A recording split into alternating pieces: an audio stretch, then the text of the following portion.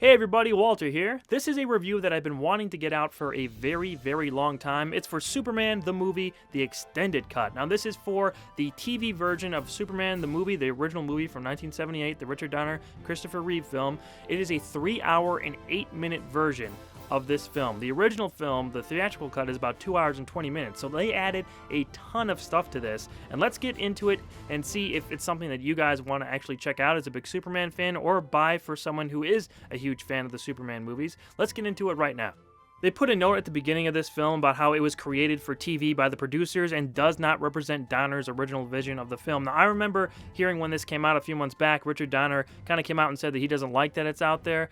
But, I mean, it's just cool to have another cut of this film for Superman fans to see, so I'm glad it's out there, even if Richard does not. And actually, they bundle this with the director's cut of Superman the movie, which is 2 hours and 30 minutes, so they add about 10 minutes more onto the theatrical cut of the original 1978 film, so you get that and a whole bunch of extra features on that other disc. But in the extended edition, that is where Donner seems to have an issue with, because they had to reorder some things and stuff like that, but we're going to break it down for you here.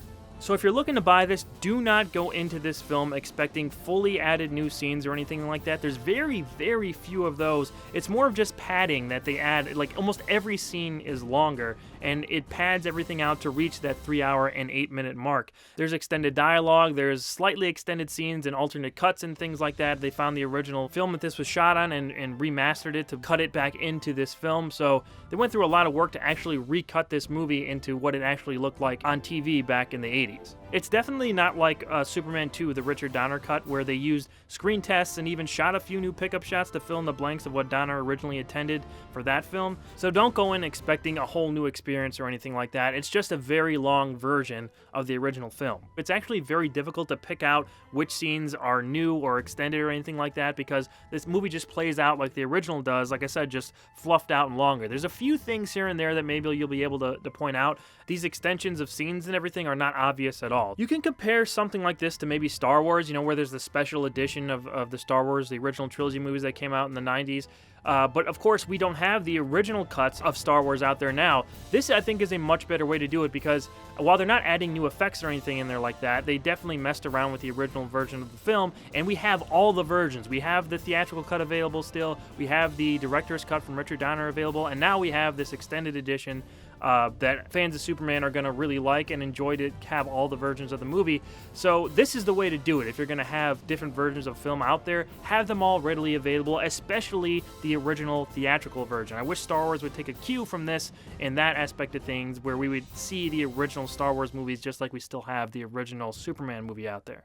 In terms of things that were extended that I noticed, after Clark is sent off of Krypton, there's more time with Jor-El and Laura as Krypton is crumbling around them. That goes on for a little bit while longer, and noticeably longer. When the world is kind of shaking from that ending event, we see the Hollywood sign dump over, and there's a couple other houses that are shaking. It looks like that's in San Francisco or something like that. So there's definitely things that are added that you're going to be able to pick up on, but not as often as you would think. One totally new scene is at the very end. Superman saves Tessmacher from Luthor trying to actually kill her, feed him to his babies, as he says, which are, I'm not sure, like alligators or something like that. We never actually see them, but Superman comes in and saves her. This is after he spins the world backwards and everything like that, so we see her saved, and that's a totally new scene, so that was cool to see. And the big question is this worth getting for big Superman fans, or if you're just a casual fan of Superman the movie? Under no circumstances, I want to say right away that this should be the first version of the film you should see. You should see the theatrical version first. It's still a long movie. It's still 2 hours and 20 minutes. It's still an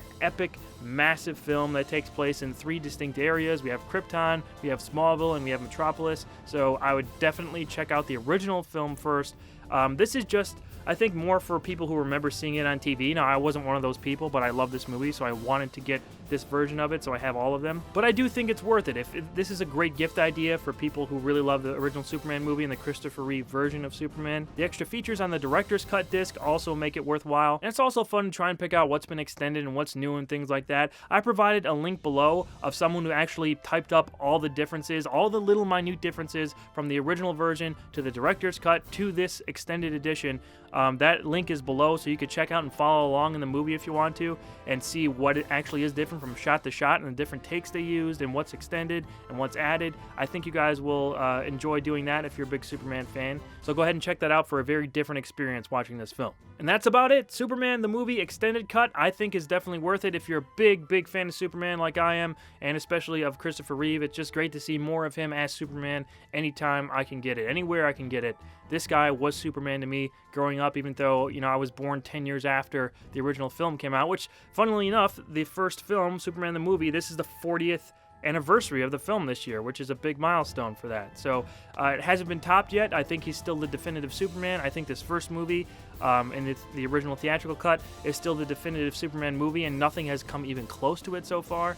And I hope that we all can still appreciate Christopher Reeve and the great job he did as both Clark Kent and Superman, because he played those roles very differently in a way that was believable, where you couldn't tell who was who. I mean, you know, outside of the glasses, I know, you would probably be able to tell, but I mean, he had so many different mannerisms and stuff that it's still great to see him act as these two different characters throughout his time as Superman.